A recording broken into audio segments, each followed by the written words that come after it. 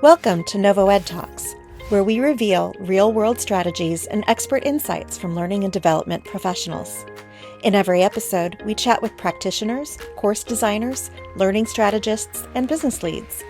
We hear about their experiences in the learning industry and predictions for the profession and the trends that they're seeing. But before we get started, a little bit about NovoEd. Founded at Stanford's Social Algorithms Lab in 2012, NovoEd is a people-centric, capability-building platform that combines social and collaborative learning to drive performance readiness at scale. Through cohort-based experiences centered around human interaction, NovoEd taps into collective wisdom, placing each learner at the center of perspective, application, and expertise. Large enterprises such as 3M, GE, Marriott International, and Nestle partner with NovoEd to accelerate their critical initiatives, reconnect teams, and achieve rapid alignment through learning that is felt, experienced, and swiftly transformed into impact. Now, let's meet our guest for today's episode. Hello, everyone, and welcome to the NovoEDTalks podcast, a space for training trailblazers to get real. My name is Melissa Fisk. I'm the producer of the NovoEDTalks podcast, and today I am joined by Tarisse Grant-Shelton, who is the Senior Manager of Active Learning Classrooms at iQor. With over 25 years of experience in business process outsourcing, she brings a wealth of knowledge and expertise to the areas of learning and development and trainer enablement. Her background includes managing large-scale L&D initiatives, optimizing training processes, and leading diverse training teams to achieve exceptional results. In her current position, she is committed to leveraging her corporate expertise and blending that with classroom theory to provide trainers with practical insights within the learning environment. Tarisse, it is such a pleasure to have you here on the NovoEDTalks podcast today. Welcome. Thank you, Melissa. I appreciate being here. Awesome. Well, why don't you start by just kind of expanding upon that background there and introducing yourself and talking a little bit about your role in your company. Absolutely. Well, I'm Tarisse, as you see. I have been with iQor for about 20 years, and I have worked in every facet of training that you can probably think of. So I've been in the classroom and on the management side, and now I am in the corporate side. We call it a COE model, where we are just where we have a center of excellence. And so there is a backbone who supports all of our global training community, which is pretty huge. There's almost 500 members of the global training community. A little bit about iQor. We are a BPO, which you probably know to be a call center, which I have been in call center for years. So good night. When I think about it, it's been about 25 years, which means that I started when I was 5, Of course. But iQor is in 10 countries. We are in 40 different sites. And so we've got trainers and training staff, training management in all of those sites. And so those are the folks who I support. I don't have really a team. There's me and another gentleman, but I work very closely with an entire conglomerate of folks who just want to see our training community thrive and do well. And we provide them with all of the support that they need so that they can run an active learning classroom, which is essentially a flipped classroom model. And so that they can use different aspects, different tools, so they can stay on the cutting edge of training and deliver for our clients. Wow, that's awesome. Tell us a little bit more about this training community. What are some of the challenges that they face? Well, the trainers that we have, they can range anywhere from novice, and when I mean novice, they're like TAs who are agents who are just off of the phones who are like, hey, I think I want to try my hand at training. And they go and they assist with the classroom, all the way up to seasoned, tenured trainers. One of the trainers that I just certified in our active learning certification program has been with us for just about as long as I've been with the company. So when I say a senior seasoned trainer, that's what I mean. So we essentially meet the trainers where they are.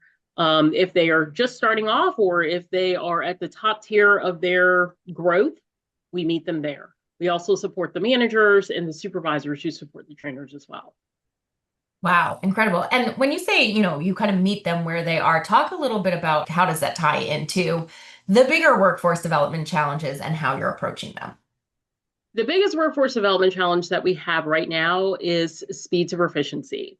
So we really want to make sure that whoever it is whom we graduate, they are able to perform the job to the client's satisfaction, and we want them to be able to stick with us. So we don't want it to be so overwhelming that they don't know what to do when they get out into production. Right. And we don't want it to be so overwhelming that they will leave us once they get out to production. So when we say that we have to meet our trainers where they are, they can range anywhere from novice, brand new TA, all the way up to a seasoned trainer who's been with us for 20 years. So when they go through the ALC program, the Active Learning Classroom program, they will go through a primer to assess where they are right now. They will go through an entire workshop where they can interact with all of their peers, and then they get some self-directed learning and they get some coaching from their facilitators. And then they go through an entire practicum, which can take anywhere from 3 months to 6 months. And so for our more seasoned trainers, it takes them 3 months. They get some coaching. It's all good. They're ready to go. Some of the other folks who maybe takes a little bit longer, we are there to support them the entire time. And we might not everybody's coaching plan looks the same, and not everybody's training journey looks the same. So we essentially have to see, okay, this is how far you've come. So please don't become discouraged, because remember, these are the behaviors that you used to do that you no longer do.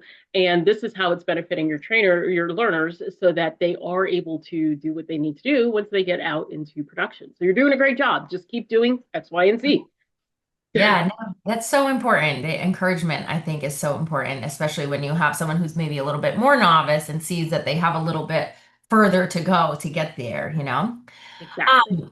As the kind of skill sets for success continue to shift, what that means to be like able and ready and like at that expert level, what strategies does your team use to ensure that, what you're training keeps the workforce adaptable and prepared? So there's a couple of things that we do. Obviously, we do classroom observations, and we want to make sure that everything that we're observing from our trainers is it's essentially it's replicated. It's a replication of what they've learned in their workshops and what they've learned in their practicum, and we're there to coach them and remind them and keep developing them, even if they kind of fall by the wayside, or maybe they fall out of practice with the behavior or something to that effect. We're still there to say, remember how you came from this place and now you're at that place? Please don't go back to this place. Stay at that place. Right. So we use classroom observations, and just like everybody else, we use NPS scores. So we can see what our learners are actually saying about their facilitators. How well are they able to practice new behaviors? How well are the systems working for them in the classroom? How does the trainer adapt to what their needs are in the classroom? And, would you recommend this type of training? Would you recommend our company? And all of that goes into what we call trainer effectiveness. And so I can see, what do your NPS scores look like? What do your observation scores look like? What does your attrition look like? And then I can determine, okay, these are my highest performing trainers out of all 300, 500 of them. Or these are some of the trainers who struggle a little bit, and these are the reasons why they struggle. So let's get them the extra help that they need. But always responsive, and nobody's plan looks the same. Absolutely. Okay, so you kind of mentioned, my next question was about core KPIs. So you kind of mentioned just a few of those there. NPS, your whole trainer effectiveness program. What are those, like those core KPIs that y'all are measuring? And could you just kind of re-emphasize those? Absolutely. So we are looking at whether or not they've been through our trainer certification program. We're also looking if they've done any kind of leadership development, because leadership development is also a component of our Center of Excellence. Then we look at, what does your attrition look like? What do your learner satisfaction scores look like? And how do your learners feel about, we call it a moodometer. So it's like, what's your mood about your trainer? What's your mood about your leader? And it's like a 5-point scale. I know it sounds super funny, but it is No, very, I love it. I'm here for it. it's very telling about, okay, so this is a great trainer, but how do your learners actually feel about you? So there's stuff that we can see on a indirect level, like on a report level. But Yeah. what does it mean when we actually drill down to how do your learners actually feel about you? What's their mood about you? Yeah, no, I love that. And I think that's so important and so true because it's like, you think it reminds me of like the funny old school anecdotes about professors who are just like long and drawn out. And it's like they could be the most intelligent professor ever, but if they're not like engaging to you, everyone in the class is just kind of sitting there like poking fun and like not, retaining any of the knowledge. So I love Exactly. that. And I love that you've called it the little moodometer. I think that's Yes. perfect. Yeah, I can't take credit for that. So Okay, so we talked about core KPIs. Let's shift a little bit to technology. What role does technology play in your programs, and how do you leverage tools and platforms to kind of enhance these training experiences? technology plays a huge role in everything that we do.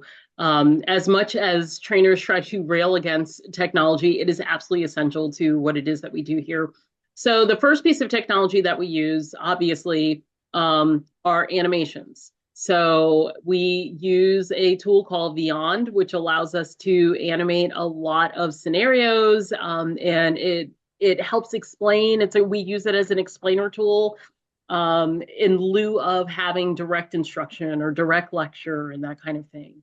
And one of the most essential tools that we use in ALC, in our ALC program, is a tool called Swivel or reflectivity. So this is a recording tool that we use, and trainers are able to record themselves in the classroom doing or exercising the skill levels that we provide them with, so that they can instruct in a flipped classroom way. And then the beauty about reflectivity is that you can make real-time comments on it.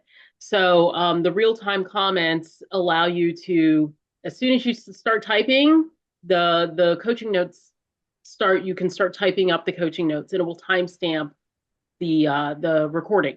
So when the trainer goes back to look at, okay, how did I do? The comments will come up automatically, and they can see and they can reference right away. Oh, I did this great, or oh, I need to do this differently. So it allows you to see what to do more of, better, or different. Um, so that's an essential tool that we would use in ALC. We also use Percipio. That is actually where our courses are housed. So even if the trainers are in the workshop, their self-directed learning is in Percipio. If they need a reminder of, oh, how do I go back and how do I do this? Then they can go back into Percipio and look into that. And then finally, any online tool from the Articulate suite. We love Articulate so much. So I do a lot of RISE courses as a continuing ed course. So our trainers can actually go back and say, how do I write objectives again? Oh, that's what Bloom's taxonomy looks like. How do I go and I do our debrief again? Oh, that's how I use the Kirkpatrick model again. So they don't necessarily know that these are like the names until they actually look at them and they're like, oh, yeah, that makes sense. And so all of those tools are great. And right now, what our company is focused on is Second Nature. So Second Nature is a tool that allows our trainers, our agents, our management staff to actually simulate different scenarios where the AI bot gives them different scenarios, and then they have to respond to those scenarios, and the AI bot will tell them, okay, yeah, that was great, that was wonderful, and these are all the coaching points that you hit, or these are the coaching points that you missed, so you can go back and use that. So right now I'm working on incorporating Second Nature into meeting, again, the trainers where they are. So some of those trainers who need a little bit of extra support in practicing, how do I debrief a little bit better? How do I set my objectives and ask questions about my objectives so that my learners can figure out how these objectives tie into my activity? I'm working on some scenarios and constructing some scenarios for them to go through in second nature so that they're able to practice that on their own. That's awesome. And such a great, example of how important tools can be and their actual like use in these programs. So thank you so much for sharing that. Thinking about just the industry in general, as learning and development has rapidly evolved, especially in these last 5 years or so, what are some key takeaways that you've seen? Never stop learning. You cannot stop learning because there's always going to be something else out there. Yes, learning and development develops at a glacial pace. Yes, we are still using theories that were discovered back in the 60s and the 70s. My kids call it the 1900s. Mean. But, those things are still relevant today, absolutely. However, we can't say, oh, I think I'm kind of afraid of AI because you've got to learn. Yeah. And NovoEd actually does great continuing ed courses. I've taken 4 of them, and the last one that I did was all about how to write AI prompts for learning and development. So, I will go back and I'll teach that to some of the other trainers as well, and I'll say, listen, don't be afraid of this. You can use this to develop your goals. You can use this to develop your learning outcomes. Go ahead and use Copilot so that you can figure out how to run your activity. Or if you're doing a jigsaw and you've got 32 people, you've got 4 topics that you want to cover. How many groups do you need if you want 4 people in each group for 4 topics? Go. And so they'll be like, oh, okay, well, this is a lot easier than trying to do back of the envelope math. Yeah. Isn't that the truth? You talked obviously a little bit about, preparing for AI and getting the team comfortable with that. But, as on the flip side of my last question, for preparing for the next 5 years and not just AI, but beyond that, how is your team kind of approaching future readiness?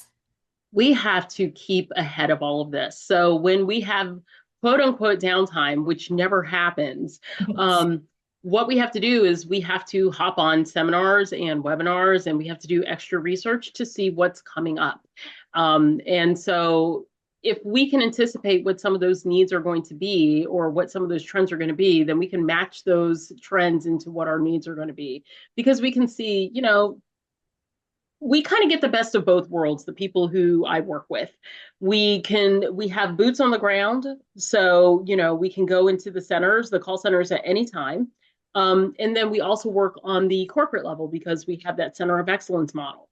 So, essentially what we can do is we can look at what the coming trends are and match them with, okay, these are what the boots on the ground people need, and this is what we need on a corporate level as well. So let's figure out, how do these coming trends make their way into what our training community is going to need, and we'll support them that way.